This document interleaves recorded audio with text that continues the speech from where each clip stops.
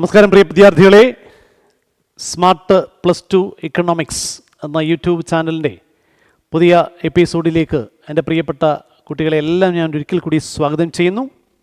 ഇന്ന് നമ്മൾ പഠിക്കുന്നത് കോൺസ്റ്റൻ്റ് ഇലാസ്റ്റിസിറ്റി ഡിമാൻഡ് കർവ്സ്.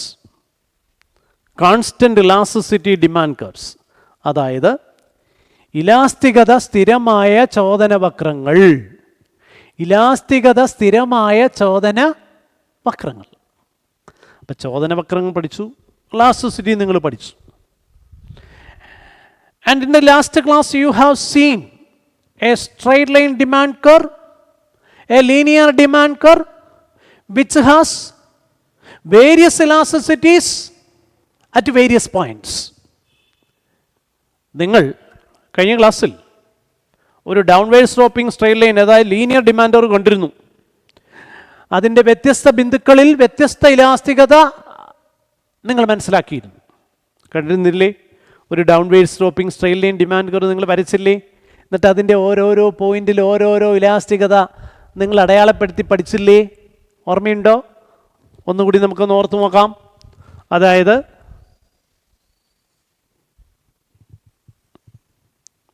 ഇത് ക്വാണ്ടിറ്റി എടുക്കാം, അല്ലെങ്കിൽ ഡിമാൻഡ്, എങ്ങനെയായാലും കുഴപ്പമില്ല, രണ്ടിലും ഒന്ന് തന്നെ. എക്സ് അക്ഷത്തിൽ ക്വാണ്ടിറ്റി, വൈ അക്ഷത്തിൽ പ്രൈസാണ്, വിലയാണ്. അത് ഡിമാൻഡ് കർവ്. ഇത് downward sloping straight line demand കർവാണ്.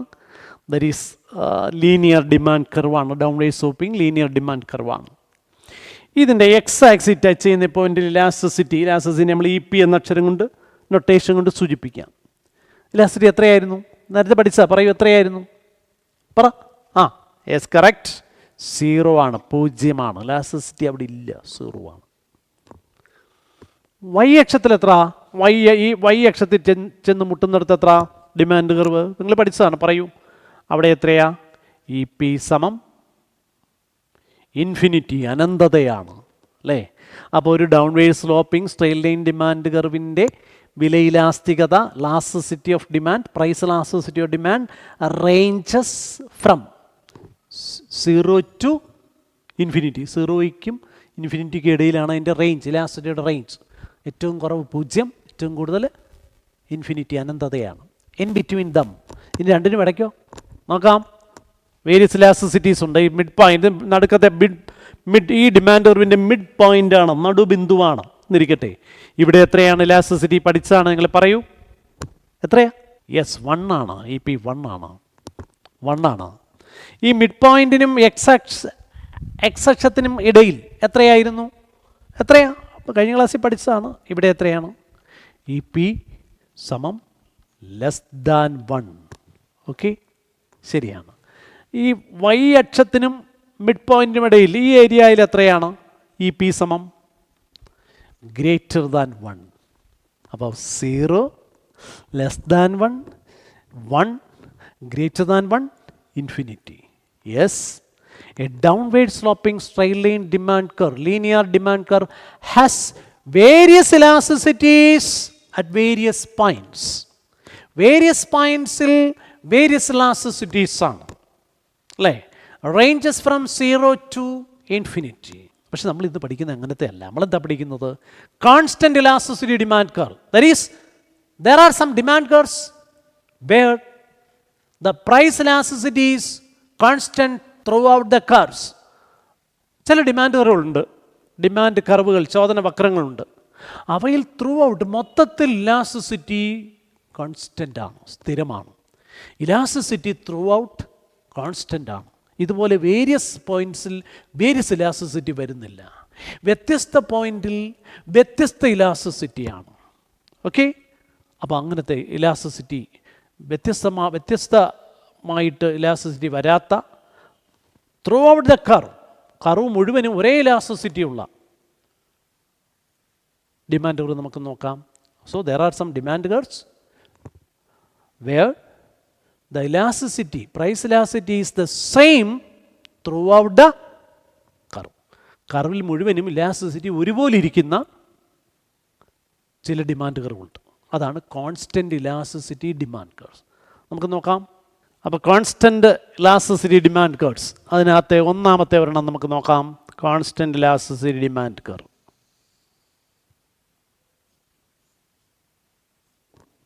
നോക്കൂ, ഞാനൊരു ഡിമാൻഡ് കർവ് വരച്ചിരിക്കുന്നു. പക്ഷേ ഈ ഡിമാൻഡ് കർവ് ഡൗൺവേർഡ് സ്ലോപ്പിംഗ് ആണോ? അല്ല. പിന്നെ എങ്ങനെയാ? വെർട്ടിക്കൽ സ്ട്രെയിറ്റ് ലൈനാണ്. ഈ y അക്ഷത്തിന്, പ്രൈസ് എടുത്തിരിക്കുന്ന അക്ഷത്തിന് സമാന്തരമായ ഒരു ഡിമാൻഡ് കർവ് വരച്ചിരിക്കുന്നു അല്ലേ? അത് ദാറ്റ് ഈസ് ഈ ഡി ഞാൻ പേര് കൊടുത്തിരിക്കുന്നു ഡിമാൻഡ് കർവിന്. അതായത് ക്യൂ ഡാഷ് അവിടെ അത്രയുമാണ് ക്വാണ്ടിറ്റി ഡിമാൻഡ് ചെയ്യുന്നത്. ഇവിടെ ഇങ്ങോട്ട് നോക്കിക്കേ, ഇവിടെ ഞാൻ പ്രൈസ്, അപ്പോൾ പി എന്ന വിലയുള്ളപ്പോഴും ഡിമാൻഡ് എത്ര? Q dash. വില ഞാൻ കൂട്ടി P1, അപ്പോഴും എത്ര ഡിമാൻഡ്?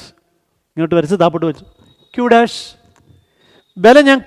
വില കുറച്ചു P2, അപ്പോഴും എത്ര? Q dash. അപ്പം വില കൂടിയാലും കുറഞ്ഞാലും ആർക്കും മാറ്റമില്ല? ഡിമാൻഡിന് മാറ്റമില്ല. ഡിമാൻഡ് എത്ര തന്നെയാണ്? Q dash. ഡിമാൻഡർ ഇങ്ങനെ അങ്ങ് നിൽക്കുക, ക്യൂ ഡാഷിൻ്റെ അവിടെ വെർട്ടിക്കലായിട്ട് ഇങ്ങനെ അങ്ങ് നിൽക്കുക. വില കൂടിക്കോട്ടെ, വില കുറഞ്ഞോട്ടെ, ആര് മാറുന്നില്ല? ഡിമാൻഡ് മാറുന്നില്ല. ഡിമാൻഡ് അനങ്ങാതെ അങ്ങ് നിൽക്കുക. അഥവാ നമുക്ക് അല്പം കൂടി എക്കണോമിക്സ് കലർത്തി പറയാം, demand has no response to the changes in price. പ്രൈസിലുണ്ടാകുന്ന ചേഞ്ചസിനോട് ഡിമാൻഡ് പ്രതികരിക്കുന്നില്ല. ഡിമാൻഡിൻ്റെ പ്രതികരണം ഇല്ല. വില കൂടിക്കോട്ടെ കുറഞ്ഞോട്ടെ ആര് മാറുന്നില്ല? ഡിമാൻഡ് മാറുന്നില്ല. ഡിമാൻഡ് അങ്ങനെ തന്നെ അങ്ങ് നിൽക്കുക. സോ ഡിമാൻഡിൻ്റെ റെസ്പോൺസ് 0 ആണ്. ദറ്റ് ഈസ് ഇവിടെ ഇലാസ്റ്റിസിറ്റി ത്രൂ ഔട്ട് EP = 0. ഈ കർവിൽ through out this demand curve elasticity 0. ഇവിടെയാണേലും ഈ കർവിൽ ഏത് പോയിന്റിലായാലും ഇലാസ്റ്റിസിറ്റി ഒന്നേ ഉള്ളൂ. അതെത്ര? അപ്പോൾ വില എത്ര കൂടിയാലും എത്ര കുറഞ്ഞാലും ശരി, ഡിമാൻഡിന് അനക്കമില്ല എങ്കിൽ, ഡിമാൻഡിന് മാറ്റമില്ല എങ്കിൽ, demand remains fixed, demand remains constant, demand remains unchanged. അങ്ങനെയാണെങ്കിൽ അവിടെ ഇലാസ്റ്റിസിറ്റി എത്രയാ? 0 നില്ലാണ്, 0 ആണ്. അത്തരം ഡിമാൻഡിനെ നമ്മൾ എന്ത് പറയുമെന്നറിയാമോ? Perfectly inelastic demand. Perfectly inelastic demand. Perfectly inelastic demand എന്ന് ഇതിന് പറയും. അപ്പോൾ നമ്മൾ കോൺസ്റ്റൻറ്റ് ഇലാസ്റ്റിസിറ്റി ഡിമാൻഡ് കർവ്സ് ഒരെണ്ണം കണ്ടു അല്ലേ? ഏതാണത്? പെർഫെക്റ്റ്ലി ഇൻഇലാസ്റ്റിക് ഡിമാൻഡ് കർവ് ഒരു കോൺസ്റ്റൻറ്റ് ഇലാസ്റ്റിസിറ്റി ഡിമാൻഡ് കർവാണ്. അതിൻ്റെ അർത്ഥം ത്രൂ ഔട്ട് ദ കർവിൽ മുഴുവനും ഒരൊറ്റ ഇലാസ്റ്റിസിറ്റി ഉള്ളൂ, അത് കോൺസ്റ്റൻ്റ് ആണ്. അത് എത്രയാണ്? 0 ആണ്. എന്താണ് അതിൻ്റെ മീനിങ്? വില എത്ര കൂടിയാലും വില എത്ര കുറഞ്ഞാലും ഡിമാൻഡ് മാറുന്നില്ല, ക്യൂ ഡാഷ് തന്നെ. അതായത് ഇലാസ്റ്റിസിറ്റി ഇല്ല ഇവിടെ. ഇലാസ്റ്റിസിറ്റി എത്രയാ? 0. ഇതിനെന്ത് പറയുന്നു? Perfectly inelastic demand. അപ്പോൾ ഒരു പെർഫെക്റ്റ്ലി ഇൻഇലാസ്റ്റിക് ഡിമാൻഡ് എങ്ങനെയാണ്? അതിൻ്റെ ഷേപ്പ് y അക്ഷത്തിന് സമാന്തരമാണ്, parallel to y axis, a vertical straight line. ഇവിടെ ഇലാസ്റ്റിസിറ്റി എത്രയാ? 0. അപ്പോൾ രണ്ടാമത്തെ കോൺസ്റ്റന്റ് ഇലാസ്റ്റിസിറ്റി ഡിമാൻഡ് ഞാൻ വരച്ചിരിക്കുന്നു. ബോർഡിലേക്ക് നോക്കൂ. ക്വാണ്ടിറ്റി x അക്ഷത്തിൽ, വില y അക്ഷത്തിൽ, അതിനൊന്നും വ്യത്യാസമില്ല അല്ലേ? അതെല്ലാം വ്യത്യാസമൊന്നുമില്ല. പക്ഷേ ഇവിടെ ഞാൻ വരച്ചിരിക്കുന്ന ഡിമാൻഡ് നോക്കൂ. It is a horizontal straight line parallel to x axis. x അക്ഷത്തിന് സമാന്തരമായി ഒരു തിരശ്ചീന രേഖയാണ് ഞാൻ വരച്ചിരിക്കുന്നത്. മുമ്പേ വരച്ചത് എങ്ങനെയാണ്? വെർട്ടിക്കലായിട്ടാണെങ്കിൽ ഇപ്പം എങ്ങനെ തിരശ്ചീനമായിട്ട് വരച്ചിരിക്കുന്നു അല്ലേ? യെസ്. എന്താണത്? അതിൻ്റെ അർത്ഥം നോക്കൂ. ഇവിടെ ഇപ്പോൾ വില എത്ര? എക്സിസ്റ്റിംഗ് പ്രൈസ് P' ആണ്. വില അവിടെ കോൺസ്റ്റൻ്റ് ആണ്, P'. ഇവിടെ ഡിമാൻഡ് എത്ര വേണേലും ആകാം. ഡിമാൻഡ് ഇങ്ങനെ അങ്ങ് പോകുക, അങ്ങ് നീട്ടി വരച്ചാൽ ഈ കർവ് എവിടെ വരെ പോകും? രേഖ വരച്ചാൽ നീട്ടി വരച്ചാൽ എവിടെ പോകും? അങ്ങ് അനന്തതയിലേക്ക് പോകും അല്ലേ?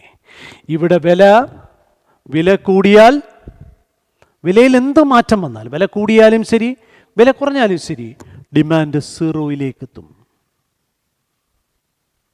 ഈ വിലയ്ക്ക് ഡിമാൻഡ് അനന്തമായിട്ട്, ഡിമാൻഡ് എത്ര വേണമെങ്കിലും ഡിമാൻഡ് ചെയ്യും. പക്ഷെ വില കൂടിയോ കുറയോ, വില ഇവിടെ മാറിയാൽ, വില സ്വല്പം ഒന്ന് മാറിയാൽ ഡിമാൻഡ് 0യിലേക്ക് എത്തും. ദാറ്റ് ഈസ് ഡിമാൻഡിന് അതിഭയങ്കരമായ റെസ്പോൺസാണ്. ഡിമാൻഡ് ഭയങ്കരമായിട്ട് വിലയോട് പ്രതികരിക്കുന്നു. അതിഭയങ്കരമായ പ്രതികരണമാണ്. അതിഭയങ്കരം എന്ന് പറയുമ്പോൾ എത്ര വരെ വരാം? അനന്തത വരെ വരാം. യെസ്, അനന്തത. അതായത് ഇവിടെ ഇലാസ്റ്റിസിറ്റി സമം ഇൻഫിനിറ്റി, അനന്തതയാണ്. ഇവിടെ ഇലാസ്റ്റിസിറ്റി എത്രയാ? അനന്തമാണ്, അനന്തതയാണ്, ഇൻഫിനിറ്റിയാണ്. വ്യക്തമല്ല, അനന്തമായിട്ടും കിടക്കുകയാണ്. വിലയിൽ ഒരു ചെറിയ മാറ്റം വന്നാൽ ഡിമാൻഡ് അതിഭയങ്കരമായിട്ട് പ്രതികരിക്കുന്നു. ഭയങ്കരമായ റെസ്പോൺസാണ്, അനന്തമായ പ്രതികരണമാണ്. സോ ഇവിടെ ഇലാസ്റ്റിസിറ്റി ഇൻഫിനിറ്റിയാണ്. അപ്പോൾ ഈ ഡിമാൻഡ് കർവിൽ through out this demand curve elasticity is constant. ഈ ഡിമാൻഡ് കർവിൽ മൊത്തത്തിൽ ഇലാസ്റ്റിസിറ്റി സ്ഥിരമാണ്, കോൺസ്റ്റൻ്റ് ആണ്. ഇവിടെയാണേലും ഇവിടെയാണേലും ഇവിടെയാണേലും ഇവിടെയാണേലും എത്രയാ? ഇൻഫിനിറ്റിയാണ്, അനന്തതയാണ്, ഇൻഫിനിറ്റിയാണ്, അതിഭയങ്കരമായ ഇലാസ്റ്റിസിറ്റിയാണ്. അപ്പോൾ ഈ ഡിമാൻഡ് കർവിനെ പെർഫെക്റ്റ്ലി ഇലാസ്റ്റിക് ഡിമാൻഡ് കർവ് എന്ന് പറയുന്നു. പെർഫെക്റ്റ്ലി ഇലാസ്റ്റിക് ഡിമാൻഡ്, പരിപൂർണമായ ഇലാസ്തികതയാണ്. പൂർണ്ണ ഇലാസ്തിക ചോദനം, പൂർണ്ണ ഇലാസ്തിക ചോദനം. തൊട്ടുമ്പോൾ പഠിച്ചോ ഇങ്ങനെ നിന്ന കർവിനോ? പരിപൂർണ ഇലാസ്തിക രഹിത ചോദനമായിരുന്നെങ്കിൽ ഇത് പെർഫെക്റ്റ്ലി ഇലാസ്റ്റിക് ഡിമാൻഡാണ്, പൂർണ്ണ ഇലാസ്തിക ചോദനമാണ്. ഇവിടെ ഇലാസ്റ്റിസിറ്റി എത്രയാ? ഇൻഫിനിറ്റിയാണ്. ഈ കർവിൽ മുഴുവനും ഇലാസ്റ്റിസിറ്റി ഒന്ന് തന്നെയാണ്. എത്രയാ? ഇൻഫിനിറ്റിയാണ്. ഓക്കെ, അപ്പോൾ രണ്ടാമത്തേത് മനസ്സിലായല്ലോ. അപ്പോൾ ഇതിൻ്റെ അർത്ഥം മനസ്സിലായല്ലോ. വില P' നിന്ന് കൂടിയാലും കുറഞ്ഞാലും ശരി ഡിമാൻഡ് 0ത്തിലേക്ക് എത്തും. അപ്പോൾ അനന്തമായ പ്രതികരണമാണ്, ഇൻഫിനിറ്റിയാണ്. പ്രതികരണ ശേഷി എത്രയാണ്? ഇലാസ്റ്റിസിറ്റി എത്രയാ? EP സമം ഇൻഫിനിറ്റിയാണ്. ഇവിടെ ഡിമാൻഡ് എങ്ങനെയാണ്? Parallel to X axis. It is a horizontal straight line parallel to X axis. X ആക്സിന് സമാന്തരമായ ഒരു രേഖയാണ്. ഇവിടെ ഇലാസ്റ്റിസിറ്റി ഇൻഫിനിറ്റിയാണ്. നമുക്കപ്പം മൂന്നാമത്തെ കോൺസ്റ്റൻ്റ് ഇലാസ്റ്റിസിറ്റി ഡിമാൻഡ് കർവ് കാണാം. എന്തേ? മൂന്നാമത്തെ കോൺസ്റ്റൻ്റ് ഇലാസ്റ്റിസിറ്റി ഡിമാൻഡ് കർവ്. ശരി, മൂന്നാമത്തെ കോൺസ്റ്റൻ്റ് ഇലാസ്റ്റിസിറ്റി ഡിമാൻഡ് കർവ് നമുക്ക് നോക്കാം. രണ്ടെണ്ണം പഠിച്ചു. Perfectly inelastic demand curve, perfectly elastic demand curve. ഇനി മൂന്നാമത്തേതും അവസാനത്തേതുമായ കോൺസ്റ്റൻ്റ് ഇലാസ്റ്റിസിറ്റി ഡിമാൻഡ് കർവ്.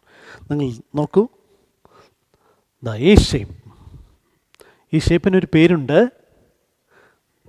ഈ ഷേപ്പിന് പറയുന്ന പേരാണ്, മാത്തമാറ്റിക്സിൽ നിങ്ങൾ പണ്ട് പഠിച്ചിട്ടുണ്ടോ? ഉണ്ടാവാം. Rectangular hyperbola. rectangular hyperbola. This shape is known as rectangular hyperbola. Rectangular hyperbola എന്ന് പറയുമ്പോൾ രണ്ട് വേരിയബിൾസ് തമ്മിലുള്ള ഗുണനഫലം എപ്പോഴും കോൺസ്റ്റൻ്റ് ആണ്. That is X into Y is equal to E. X into ഇവിടെ ഇൻറ്റു അല്ലേ, എക്സ് ഗുണം വൈ, എക്സ് വേരിയബിളും വൈ വേരിയബിളും കൂടെ ഗുണിക്കുമ്പോൾ എപ്പോഴും ഒരു കോൺസ്റ്റൻറ്റ്, അത് ഇ എന്ന് പറയുന്നൊരു കോൺസ്റ്റൻറ്റ്. അല്ലെങ്കിൽ നമുക്കതൊന്നുകൂടെ വ്യക്തമായിട്ട് പറയുകയാണെങ്കിൽ പിയും ക്യൂവും കൂടെ ഗുണിക്കുമ്പോൾ എപ്പോഴും ഒരു കോൺസ്റ്റൻറ്റ് കിട്ടുവാണ്. P price, Q quantity. ഇവിടെ പ്രൈസും ക്വാണ്ടിറ്റിയും ആണല്ലോ. അപ്പോൾ പിയും ക്യൂവും കൂടെ ഗുണിക്കുമ്പോൾ ആ ഗുണനഫലം എപ്പോഴും സ്ഥിരമാണ്. ഇ എന്ന് പറയുന്ന ഒരു കോൺസ്റ്റൻ്റ് ആണ്, ഒരു സ്ഥിരസംഖ്യയായിട്ട് കിട്ടുന്നെങ്കിൽ അത്തരം റിലേഷൻ കാണിക്കുന്ന ഗ്രാഫിനെ, ആ വേരിയബിൾസ് തമ്മിൽ ഉള്ള റിലേഷൻ കാണിക്കുന്ന ഗ്രാഫിനെ റെക്റ്റാങ്കുലാർ ഹൈപ്പർബോള എന്ന് പറയും. അപ്പോൾ നമ്മൾ മൂന്നാമത് കാണിക്കുന്ന കോൺസ്റ്റൻ്റ് ഇലാസ്റ്റിസിറ്റി ഡിമാൻഡ് കർവ് ഒരു റെക്റ്റാങ്കുലർ ഹൈപ്പർബോളയാണ്. അപ്പോൾ ഇതൊരു ഡിമാൻഡ് കർവാണ്, ലീനിയർ അല്ല, റെക്റ്റാങ്കുലർ ഹൈപ്പർബോള. നോക്കൂ, അപ്പോൾ ആദ്യം വില നോക്കാം, നമ്മുടെ മീനിങ് നമുക്ക് നോക്കാം. ആദ്യം വില P1 ആയിരുന്നു. അപ്പോൾ ഡിമാൻഡ്, ക്വാണ്ടിറ്റി ഡിമാൻഡ് നേരെ താപ്പോട്ട് വരച്ചാൽ മതി അല്ലേ. ഇവിടെ Q1 ആയിരുന്നു. ഓക്കെ, അപ്പോൾ ആദ്യം വില P1, അപ്പോൾ ഡിമാൻഡ് എത്ര ആയിരുന്നു? Q1. മനസ്സിലല്ലോ, വില P1 ഉള്ളപ്പോൾ ഡിമാൻഡ് Q. വില ഇനിയും കുറഞ്ഞു, P2 ആയിട്ട് കുറഞ്ഞു. വില P2 ആയിട്ട് കുറഞ്ഞപ്പോൾ ക്വാണ്ടിറ്റി Q2 ആയിട്ട് കൂടി. ക്വാണ്ടിറ്റി എത്രയായി? Q2 ആയിട്ട് കൂടി. അപ്പോൾ ആദ്യം നമുക്ക് വേണമെങ്കിൽ ഇവിടെ നമുക്ക് എ എന്ന് പറയുന്ന പോയിന്റ് കൊടുക്കാം. ഇപ്പോൾ പുതിയതായിട്ട് കൺസ്യൂമർ ഇങ്ങോട്ട് ബിയിലോട്ട് മാറി നോക്കാം. അപ്പോൾ ആദ്യം P1 വിലയുള്ളപ്പോൾ കൺസ്യൂമർ എയിലാണ്, എ എന്ന പോയിന്റിലാണ്, അതായത് ഡിമാൻഡ് Q1. വില P2 ആയിട്ട് കുറഞ്ഞപ്പോൾ ഡിമാൻഡ് Q2 ആയിട്ട് കൂടി, അപ്പോൾ കൺസ്യൂമർ ബിയിലാണ്. കൺസ്യൂമർ എയിൽ നിന്നും ബിയിലോട്ട് മാറി. അതായത് റെക്റ്റാങ്കിൾ ഹൈപ്പർബോള എന്ന് പറയുമ്പോൾ the percentage change in quantity demanded is exactly equal to the percentage change in price.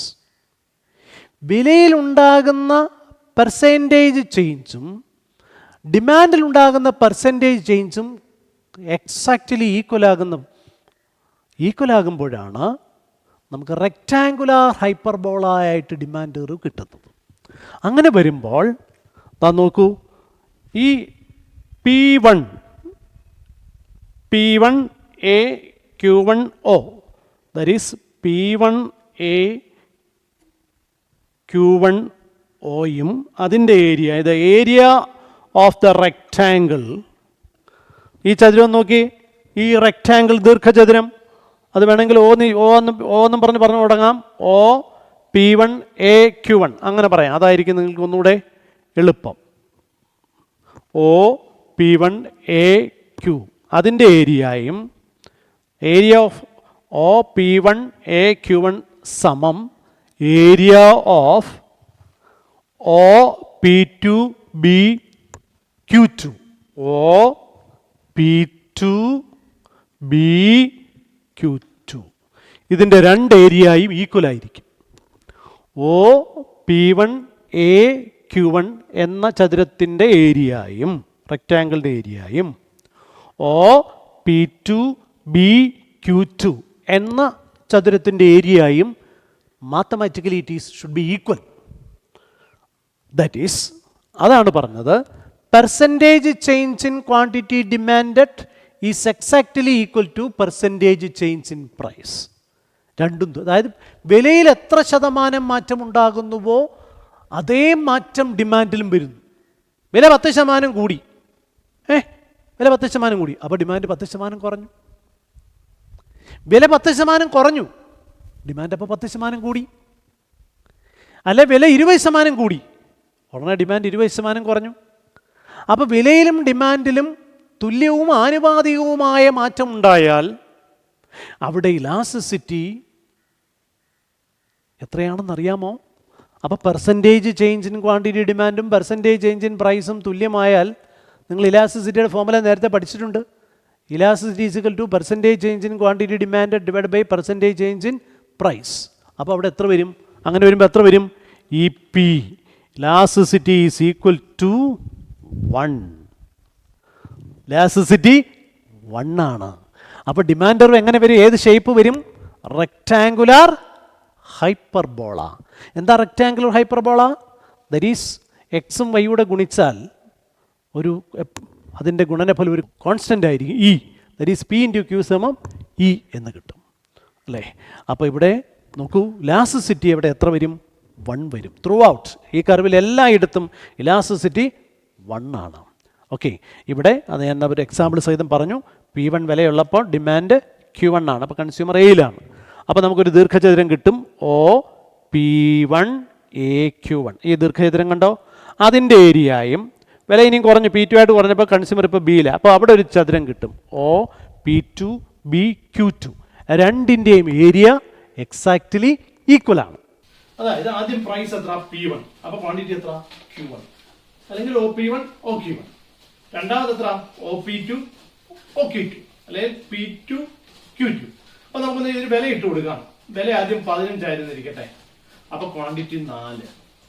അപ്പോൾ നോക്കാം, 15 ഗുണം 4 സമം 60. അതായത് ഈ റെക്റ്റാങ്കിളിന്റെ O P1 A Q1ന്റെ ഏരിയയാണ്, അല്ലേ? വിസ്തീർണമാണ്. അതെത്രയാണ്? 60. ഇത് തന്നെയാണ് ടോട്ടൽ എക്സ്പെൻഡിച്ചർ. നമ്മൾ ടോട്ടൽ എക്സ്പെൻഡിച്ചർ മെത്തേഡിൽ കണ്ട വിലയും ക്വാണ്ടിറ്റിയും കൂടെ ഗുണിച്ചാൽ കിട്ടുന്നത് എന്താ? മൊത്തം ചെലവല്ലേ?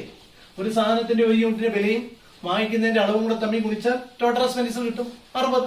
നമുക്കിനി വില കുറഞ്ഞു, P2 ആയിട്ട് കുറഞ്ഞു. P2 എന്ന് പറയുമ്പോൾ നമുക്ക് 10 എന്ന് വിചാരിക്കാം. അപ്പൊ ക്വാണ്ടിറ്റി കൂടി, എത്രയായി 6. അപ്പൊ 10 ഗുണം 6 നോക്കാം. അതാണല്ലോ ഈ റെക്ടാംഗിളിന്റെ ഏരിയ.